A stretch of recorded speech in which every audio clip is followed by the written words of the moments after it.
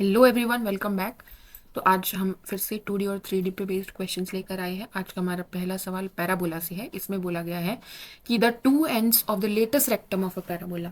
तो अगर हमारा ये पैराबोला है तो लेटेस्ट रेक्टम हमें पता है कि कितने डिस्टेंस पर होता है, ए डिस्टेंस पर होता है वर्टेक्स से, और उसकी लेंथ हमारे पास कितनी होती है, 4a होती है।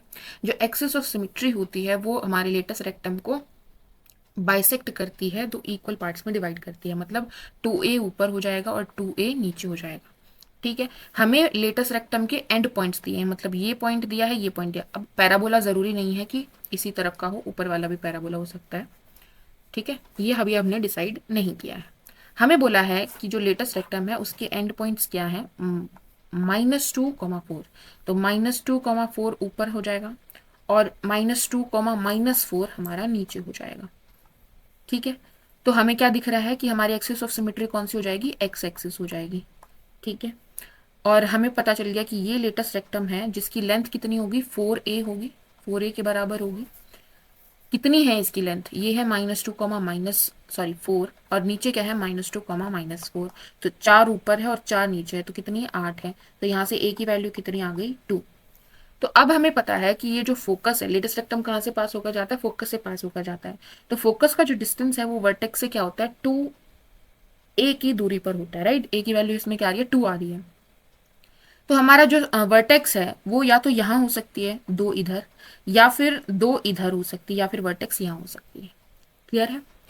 तो अगर वर्टेक्स यहाँ हुई और लेटेस्ट रेक्टम इधर है तो ये हमारा कैसा हो जाएगा, लेफ्ट ओपनिंग पैराबोला बन जाएगा। ठीक है, जिसकी इक्वेशन क्या बन जाएगी, y² is equals to 8x। हाँ कि ना, माइनस का।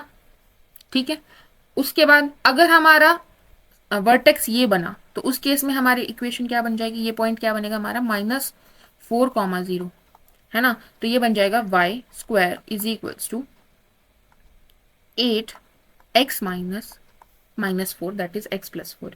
एक हमारा पैराबोला ये बन जाएगा, एक हमारा पैराबोला ये बन जाएगा। तो कितने पैराबोला पॉसिबल होंगे, सिर्फ 2 पैराबोला पॉसिबल होंगे। तो 2 इसका आंसर बन जाएगा। आगे बढ़ते हैं।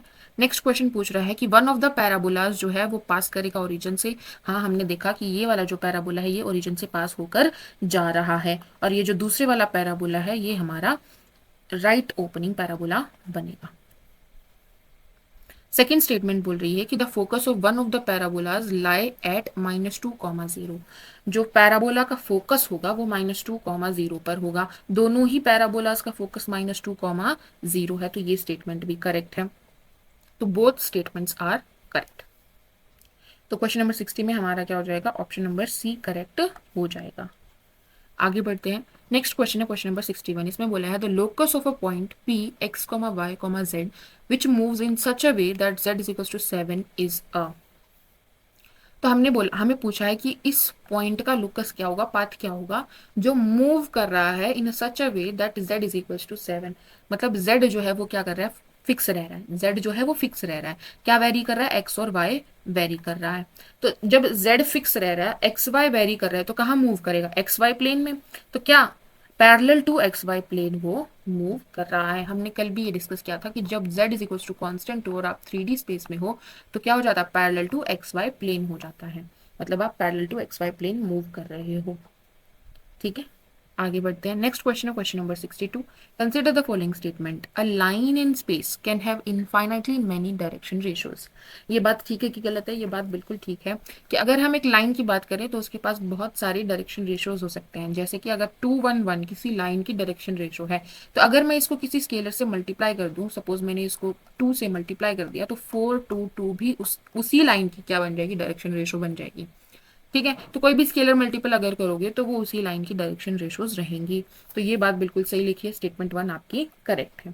सेकेंड स्टेटमेंट कह रही है कि it is possible for certain line that the sum of squares of direction cosines. मतलब के sum of squares of direction cosines can be equal to the sum of its direction cosines. मतलब वो L M N इनके सम के बराबर हो जाएगा। तो ये किसके बराबर होगा, ये तो 1 के बराबर होगा हमेशा। तो मतलब ऐसा क्या पॉसिबल है कि जो सम ऑफ डायरेक्शन कोसाइंस है वो क्या आए, 1 आए। हाँ बिल्कुल, ऐसा तो हम डायरेक्टली बता सकते हैं। एक्स एक्सिस के डायरेक्शन कोसाइंस क्या होंगे, 1 0 0। ठीक है, यही डायरेक्शन रेशियोज होंगे, यही डायरेक्शन कोसाइन होंगे। तो इसका 1 + 0 + 0 करोगे तो क्या आएगा, 1 ही आएगा। तो हाँ, हमारे पास एक लाइन ऐसी एग्जिस्ट करती है जो ये कंडीशन सेटिस्फाई करती है कि sum of squares of direction cosine वो बराबर है sum of its direction cosine की। आप एक्स एक्सिस ले सकते हो, जेड एक्सिस ले सकते हो, वाई एक्सिस ले सकते हो। ठीक है, तो यहाँ पर हमारी दोनों स्टेटमेंट करेक्ट हैं, बोथ 1 and 2 इज करेक्ट। आगे बढ़ते हैं। नेक्स्ट क्वेश्चन है क्वेश्चन नंबर 63। इसमें बोला है the x y plane divides the line segment joining the point this and this. यहां पर इसने डायरेक्टली किसकी बात की है, एक्स वाई प्लेन की बात की है। जब हम बोल रहे थे कि parallel to x y plane, तो हम क्या बोल रहे थे, z is equal to constant है, और कॉन्स्टेंट अगर हमारा नॉन जीरो है तो हम parallel to x y plane है। और जब ये कॉन्स्टेंट हमारा जीरो ही हो जाता है, z is equal to zero हो जाता है, तो हम एक्स वाई प्लेन की ही बात कर रहे हैं। ठीक है, मतलब अब हमारा पॉइंट एक्स वाई प्लेन में ही है। ओके, तो एक्स वाई प्लेन की क्या खासियत होगी कि वहां पर जेड कंपोनेंट क्या हो जाएगा, जीरो हो जाएगा। हमें बोला है कि एक्स वाई प्लेन जो है लाइन जॉइनिंग दीज पॉइंट्स को किस रेशो में डिवाइड कर रहा है, ये हमें बताना है। तो एक पॉइंट हमारा ये है -1 3, 4। एक पॉइंट हमारा ये है 2 -5, 6। लाइन जॉइनिंग दीज पॉइंट को हमारा जो एक्स वाई प्लेन है वो किस रेशो में डिवाइड कर रहा है। तो यहाँ पर अगर एक्स वाई प्लेन में कोई भी पॉइंट होगा तो उसके कोऑर्डिनेट्स कैसे दिखेंगे, x comma y comma zero type के दिखेंगे। हाँ कि ना, बिल्कुल। हम मान लेते हैं कि ये इसको m1:m2 की रेशो में डिवाइड कर रहा है। अच्छा, इसमें यहाँ पर ये भी है कि वो इंटरनली कर रहा है कि एक्सटर्नली कर रहा है, अंदर की तरफ लाइन सेगमेंट को कट कर रहा है, बाहर यहाँ पर कहीं है। ठीक है, तो ये भी हमें चेक करना है। तो एक तो हम यहाँ से ये आइडिया लगा सकते हैं कि यहाँ पर हमारा Z4 है और यहाँ पर Z हमारा 6 है, इसके बीच में तो जीरो आने से रहा, देखो। तो हमारा क्या होगा, एक्सटर्नली डिवाइड करेगा, जीरो इससे पहले रहा होगा, है ना, एक्स वाई कॉमा जीरो, ऐसे करके हमारी लाइन जा रही होगी। तो हम मान लेते हैं कि ये जो प्लेन है वो m1:m2 की रेशो में डिवाइड कर रहा है। अब एक्सटर्नली जब भी डिवाइड करता है तो हमारे पास क्या फॉर्मूला आता है, m1 इंटू Z2। और Z2 ही क्यों ले रहे हैं, क्योंकि उसी पर क्यों बात कर रहे हैं, क्योंकि वही हमें पता है कि यहाँ पर जीरो है। तो m1 इंटू 6 हो जाएगा, तो 6m1 माइनस m2 इंटू क्या हो जाएगा, 4 हो जाएगा, बाय m1 माइनस m2 किसके बराबर होना चाहिए, जीरो के बराबर होना चाहिए। नीचे वाला तो जीरो हो नहीं सकता, तो इसका मतलब 6m1 माइनस 4m2 को क्या होना पड़ेगा, जीरो होना पड़ेगा। यहाँ से हमारे पास आ गया कि 6m1 किसके बराबर है, 2m2 के बराबर है। तो m1/m2 किसके बराबर आ जाएगा, सॉरी 4m2 के बराबर है। तो ये हो जाएगा हमारे पास 4/6 यानी 2/3 के बराबर है। तो ऑप्शन नंबर सी आपका करेक्ट हो जाएगा। ठीक है, तो इंटरनली डिवाइड करेगा कि एक्सटर्नली डिवाइड करेगा, ये कैसे डिसाइड किया कि भाई z कोऑर्डिनेट के रिस्पेक्ट में हमारा जीरो कहाँ आएगा, 4 और 6 के बीच में तो जीरो आएगा नहीं, तो इंटरनली तो कर नहीं सकता, एक्सटर्नली करेगा। ठीक है, आगे बढ़ते हैं। नेक्स्ट क्वेश्चन है question number 64। The number of spheres of radius r touching the coordinate axis is. इसमें बोल रहा है कि कितने स्फीयर बनाए जा सकते हैं जिनकी रेडियस आर हो और वो जो स्फीयर हैं वो हमारी तीनों एक्सिस को टच करते हैं, तीनों एक्सिस को टच करते हुए बनाया जा रहा है। एक स्फीयर तीनों एक्सिस को टच करेगा, तो कितने बनाए जा सकते हैं। तो अगर हम स्फीयर की बात करें तो सेंटर से जो एक्सिस है उसका डिस्टेंस r होना चाहिए, तभी वो एक्सिस को टच करेगा। सिर्फ टच करने की बात की गई है, कट करने की बात नहीं की गई है। ठीक है, तो यहां से हमारे पास क्या पता चलेगा, अगर मान लेते हैं रेडियस तो फिक्स है, तो सर्कल का क्या अलग हो सकता है, सेंटर अलग हो सकता है। हम मान लेते हैं सर्कल का सेंटर है h, k, l। ठीक है, तो अगर सेंटर के कोऑर्डिनेट्स ये हैं तो इसका डिस्टेंस x एक्सिस से कितना होगा, x एक्सिस से इस पॉइंट का डिस्टेंस कितना होगा, परपेंडिकुलर डिस्टेंस की अगर हम बात करें। तो अगर हम परपेंडिकुलर डिस्टेंस की बात करें तो इसका फुट ऑफ द परपेंडिकुलर क्या बन जाएगा x एक्सिस पर, h, 0, 0। तो डिस्टेंस कितना हो जाएगा हमारे पास k² प्लस l² का स्क्वायर रूट। और ये डिस्टेंस कितना होना चाहिए, रेडियस के बराबर होना चाहिए। सिमिलरली वाई एक्सिस से देखोगे तो क्या आ जाएगा आपके पास, h² प्लस l² का स्क्वायर रूट किसके बराबर होना चाहिए, r के बराबर होना चाहिए। z एक्सिस से देखोगे तो आपके पास आ जाएगा h² k² का स्क्वायर रूट किसके बराबर, r के बराबर। तो आप स्क्वायर कर दीजिए दोनों तरफ, तो आपके पास किस में रिड्यूस हो जाएगा ये, कि आपका k² प्लस l² किसके बराबर है, r² के बराबर है। H square plus L square भी आर स्क्वायर के बराबर है, H square plus k square भी आर स्क्वायर के बराबर है। अब इन तीनों को अगर आप ऐड करोगे तो आपके पास आ जाएगा twice of H square plus k square plus L square किसके बराबर है, 3 टाइम्स आर स्क्वायर के बराबर है। यहाँ से आ गया कि H square plus k square plus L square आपका 3/2 आर स्क्वायर के बराबर है। अब अगर मैं के स्क्वायर प्लस एल स्क्वायर की जगह ये सब्सटीट्यूट कर दूं आर स्क्वायर, तो यहाँ से एच स्क्वायर निकल जाएगा। ठीक है, एच स्क्वायर क्या आ जाएगा, 3/2 r square minus r square यानी कि आर स्क्वायर बाय 2। ठीक है, तो एच की पॉसिबल वैल्यूज क्या आ जाएंगी, under root r/2 plus minus r/√2 plus minus. ठीक बात है। सिमिलरली जब आप यहां पर h square plus k square की जगह पर h square plus k square की जगह पर आर स्क्वायर रखोगे तो एल की वैल्यू आ जाएगी सेम आएगी, प्लस माइनस r/√2। और सिमिलरली आपके पास के की वैल्यू भी प्लस माइनस r/√2 आएंगे। ठीक बात है। तो यहाँ पर आपका जो सेंटर है इसके लिए भी दो चॉइस हैं, इसके लिए भी दो चॉइस हैं, इसके लिए भी दो चॉइस हैं, और एक सेंटर और रेडियस के पेयर से मैं एक स्फीयर डिफाइन कर सकती हूँ। स्फीयर डिफाइन करने के लिए क्या क्या चाहिए, सेंटर और रेडियस। तो कितने सेंटर यहाँ पर पॉसिबल हो जाएंगे, 2 × 2 × 2 यानी 8 स्फीयर आपके क्या हो जाएंगे, पॉसिबल हो जाएंगे। ऑप्शन नंबर सी आपका करेक्ट हो जाएगा। आगे बढ़ते हैं, नेक्स्ट क्वेश्चन है क्वेश्चन नंबर 57। ये कह रहा है कि a parallelogram has 3 consecutive vertices. एक पैरेललोग्राम की 3 कंसेक्यूटिव वर्टिसेस हमें यहाँ पर दी है। क्या क्या दी है, पहली -3, 4, दूसरी दी है 0, -4, तीसरी दी है 5, 2। ये हमें निकालनी है, फोर्थ वर्टेक्स हमें फाइंड करनी है, क्या होगी। तो पैरेललोग्राम की एक प्रॉपर्टी होती है कि इसके जो डायगोनल्स होते हैं वो एक दूसरे को क्या करते हैं, बाइसेक्ट करते हैं। क्या करते हैं, बाइसेक्ट करते हैं। तो हम इन दोनों वर्टिसेस का यूज करके ये मिड पॉइंट निकाल सकते हैं। तो क्या हो जाएगा, 5 - 3/2 यानी कि हमारे पास आ जाएगा 1, ये हो जाएगा 4 + 2/2 यानी कि हमारे पास आ जाएगा 3। ठीक बात है। अब इन दोनों का यूज करके ये 1:1 की रेशो में डिवाइड कर रहा है, तो हम ये कोऑर्डिनेट निकाल सकते हैं। तो क्या आ जाएगा, ये हमारा 2 आ जाएगा, कॉमा ये हमारा क्या आ जाएगा, मान लीजिए y है, तो y -4/2 किसके बराबर आना चाहिए, 3 के बराबर आना चाहिए। तो y किसके बराबर आना चाहिए, 6 + 4 यानी 10 आना चाहिए। तो 2, 10 आपकी क्या बन जाएगी, फोर्थ वर्टेक्स बन जाएगी। तो ऑप्शन नंबर ए आपका करेक्ट हो जाएगा।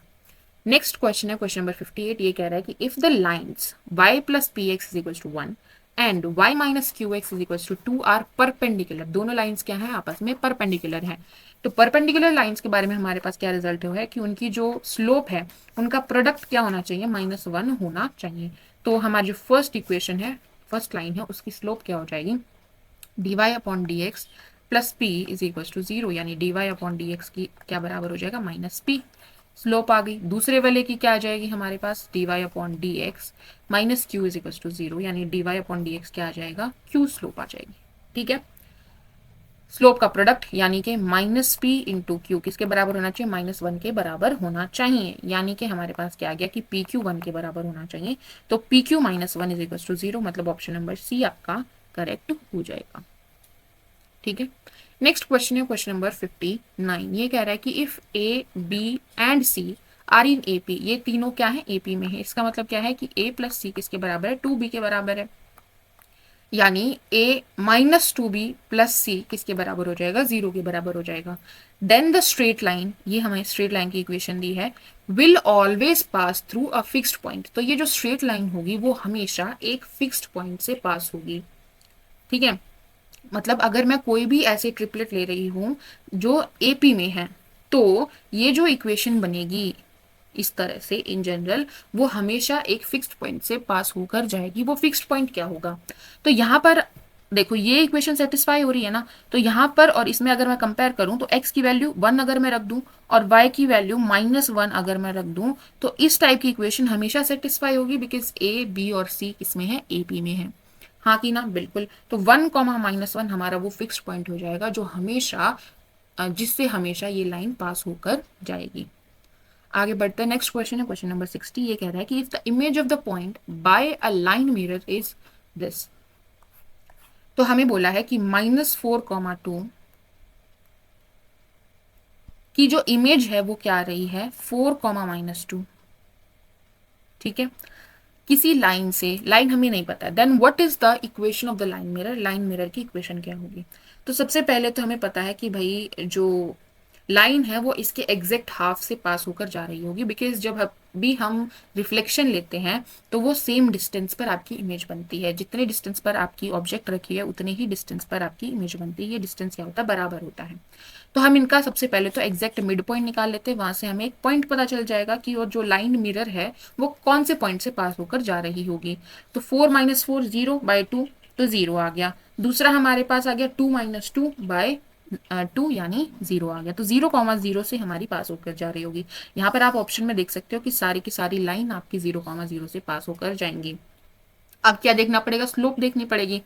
स्लोप कैसे पता चलेगी, स्लोप हमें ये पता है कि भाई ये 90 डिग्री होता है, मतलब कि इन दोनों की जो यहाँ पर स्लोप आएगी, इन दोनों पॉइंट्स को ज्वाइन करने वाली ये जो लाइन है इसकी जो स्लोप है, और जो हमारी लाइन मिरर है इसकी स्लोप जो है, इन दोनों का प्रोडक्ट क्या होना चाहिए, -1 होना चाहिए। ठीक है, क्या इसकी स्लोप आप निकाल सकते हो, इस लाइन की निकाल सकते हैं, कैसे निकालेंगे, y2 - y1 यानी -2 बाई x2 - x1 यानी कि 4 + 4, तो क्या आ जाएगा आपके पास -4/8 यानी -1/2। तो इस लाइन की स्लोप कितनी है, -1/2।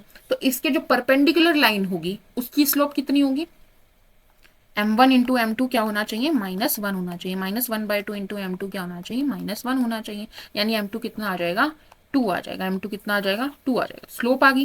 तो y = 2x आपकी क्या बन जाएगी, इक्वेशन बन जाएगी लाइन मिरर की। ऑप्शन नंबर बी आपका करेक्ट हो जाएगा। कैलकुलेशन आप दोबारा से एक बार चेक कर लीजिएगा। नेक्स्ट क्वेश्चन है क्वेश्चन नंबर 61। इसमें कहा है कि consider the following statements in respect of the point p, p-3, q + 3, q and 6 3, ये 3 पॉइंट दिए हैं। तो यहां पर तुम क्या देख पा रहे हो कि जो x कोऑर्डिनेट है इन तीनों में ही जो x कोऑर्डिनेट है वो क्या है, y+3 है। देखो यहाँ पर 6 जो है वो 3+3 है, यहाँ पर p जो है वो p - 3+3 p आ जाएगा। यहाँ पर जो हमारा x कोऑर्डिनेट है वो q+3। ठीक है, क्लियर है। तो ये जो तीनों पॉइंट्स हैं वो इस लाइन पर लाई कर रहे हैं, सही बात है। फर्स्ट स्टेटमेंट हमारी यही बोल रही है कि the point lies on a straight line, that is correct. ये तीनों पॉइंट एक ही स्ट्रेट लाइन पर लाई कर रहे हैं। आप ये चीज कैसे चेक कर सकते हो, आप इसकी ये चीज आप ये भी चेक कर सकते हो कि ये कोलिनियर है या नहीं। वो आप कैसे चेक करोगे, वो हम चेक करेंगे, दो दो पॉइंट लेकर आप क्या निकाल लीजिएगा, स्लोप निकाल लीजिएगा। स्लोप क्या आएगी, सेम आएगी। ठीक है, दो पॉइंट्स लेकर क्या निकाल लीजिएगा, स्लोप निकालिएगा, वो क्या आनी चाहिए, सेम आनी चाहिए। नेक्स्ट स्टेटमेंट हमारी क्या कह रही है कि the points always lie in the first quadrant. ये जो पॉइंट है वो हमेशा फर्स्ट क्वाड्रेंट में ही लाई कर रहे हैं, चाहे हम p और q की कोई भी वैल्यू ले लें। क्या ऐसा है, अगर मैं इस लाइन को ड्रॉ करना चाहूं तो कैसे बनेगी, अगर मैं x0 लूँ तो y क्या आ जाएगा, -3। जैसे ही मैंने x0 लिया तो y क्या आ गया, -3, और y0 लिया तो x क्या आ गया हमारे पास 3, यानी कि ये लाइन बन रही है। क्या ये हमेशा फर्स्ट क्वाड्रेंट में रह रही है, नहीं रह रही है। ठीक है, क्लियर है। तो ये हमारा गलत हो जाएगा, सिर्फ 1 ओनली इज करेक्ट। स्लोप वाला भी हम एक बार देख लेते हैं। अगर मैं इन दो पॉइंट्स का यूज करके स्लोप निकाल लूं तो क्या आ जाएगी मेरे पास, q - p+3/q + 3 - p। ठीक है, सेम है, ऊपर और नीचे क्या आ रही है, 1 आ रही है ना। अब यहां से और यहां से निकालोगे तो भी क्या आनी चाहिए, आपकी 1 ही आनी चाहिए। तो क्या आ जाएगा, 3 - p+3/6 - p। तो ये ऊपर भी 6 - p है, नीचे भी 6 - p है, 1 ही आ रही है। तो ये तीनों पॉइंट क्या है, कोलिनियर है। ऐसे भी आप चेक कर सकते थे। आगे बढ़ते हैं, नेक्स्ट क्वेश्चन है क्वेश्चन नंबर 62। ये कह रहा है कि what is the acute angle between the line this and this. इन दोनों लाइंस के बीच में एक्यूट एंगल कितना बन रहा है। तो सबसे पहली जो इक्वेशन दी है हमें वो क्या दी है, x - 2 = 0 यानी x = 2 है आपकी। तो x = 2 क्या हो जाएगी, परपेंडिकुलर हो जाएगी x एक्सिस पर, और इसका एंगल क्या हो जाएगा, x एक्सिस के साथ 90 डिग्री। दूसरी लाइन आपको दी है √3x - y - 2 = 0। तो यहाँ से अगर आप इसकी स्लोप निकालेंगे तो क्या आ जाएगा, dy/dx माइनस का प्लस का √3 = 0, यानी dy/dx क्या आ जाएगा, √3 आ जाएगा। यानी कि tan थीटा √3 के बराबर, बताओ कहाँ होता है √3 के बराबर, आपका 60 डिग्री पर होता है। मतलब ये आपकी एक्स एक्सिस के साथ कितना एंगल बना रही होगी, 60 डिग्री एंगल बना रही होगी। ठीक बात है। तो एक लाइन जो 60 डिग्री एंगल बना रही है, दूसरी लाइन जो 90 डिग्री एंगल बना रही है, तो इन दोनों लाइंस के बीच में कितना एंगल बन जाएगा? 30 डिग्री एक्यूट एंगल बनेगा। और अगर ऑब्ट्यूज पूछता तो कितना बनता? 180 माइनस 30 यानी 120 डिग्री बन जाता। यहाँ पर ऑप्शन नंबर बी आपका करेक्ट हो जाएगा। आगे बढ़ते हैं, नेक्स्ट क्वेश्चन है क्वेश्चन नंबर 64। ये कह रहा है कि if any point on a hyperbola is 3 tan theta 2 secant theta then what is the eccentricity of the hyperbola? Hyperbola की एक्सेंट्रिसिटी निकालनी है। तो हाइपरबोला की एक्सेंट्रिसिटी क्या होती है? हमेशा ग्रेटर देन 1 होती है, c अपॉन a होती है। और c कैसे निकलेगा? c निकलेगा आपका under root a square plus b square से। a क्या है, b क्या है, नहीं पता है। अब ये हमें दिया है कि इस हाइपरबोला पर लाई करने वाला कोई भी पॉइंट है वो इस तरह का दिख रहा है। तो ये आपकी क्या दे दी है? उसकी पैरामीट्रिक फॉर्म दे दी है। ये हमने हाइपरबोला का जो 10 मिनट शो डिस्कस किया है उसमें हमने उसकी पैरामीट्रिक इक्वेशन डिस्कस की है। यहाँ पर आपको क्या दिया है कि x आपका 3 tan थीटा के बराबर है और y आपका 2 secant थीटा के बराबर है। थीटा आपका पैरामीटर है। हमारे पास क्या आइडेंटिटी होती है कि second square theta minus 10 square theta क्या हो जाता है? 1 हो जाता है। हाँ कि ना? हाँ बिल्कुल। तो यहाँ पर अगर मैं y square by 4 minus x square by 9 करूं तो यही आ जाएगा। क्या किया है मैंने?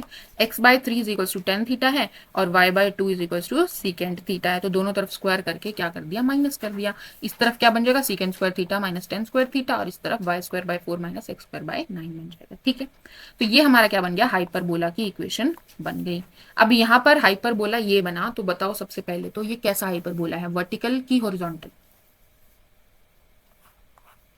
ये हमारा बनेगा वर्टिकल। ठीक है, और 0 0 इसकी क्या बनेगा? सेंटर बनेगा।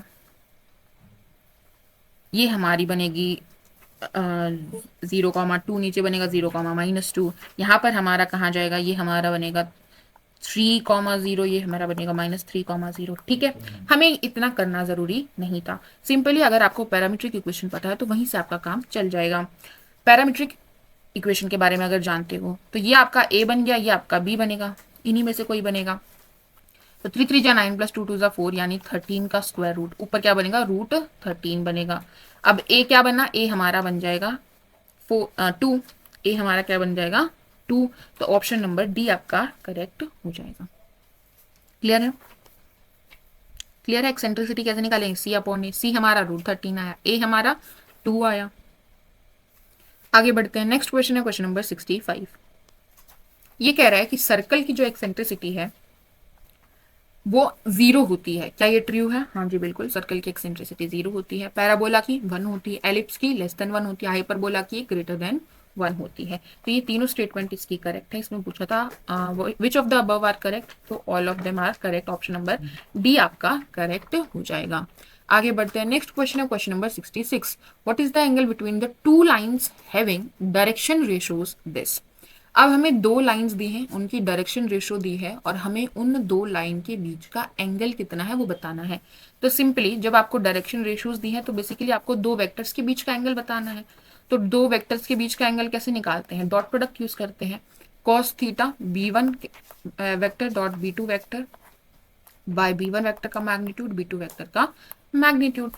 तो b1 vector dot b2 vector कितना हो जाएगा? 6 तिये 18 प्लस 3 तिया 9 और ये हो जाएगा 0 बाय b1 वेक्टर का मैग्नीट्यूड यानी कि आपके पास ये 36 प्लस 9 और उसका क्या करना है? Square root. 36 72 81 का स्क्वायर रूट क्या आ जाएगा आपके पास? 9। नेक्स्ट इसका करेंगे तो 3 3 जा 9 प्लस 3 3 जा 9 यानी 18 आ जाएगा, तो रूट 18 आ गया।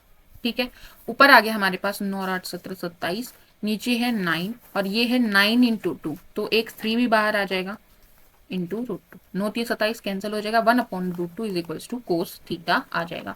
तो कौन सा थीटा की वैल्यू है जिस पर कोस 1 बाय रूट 2 वैल्यू ले रहा है? 45। ऑप्शन नंबर बी आपका करेक्ट हो जाएगा, पाई बाय 4।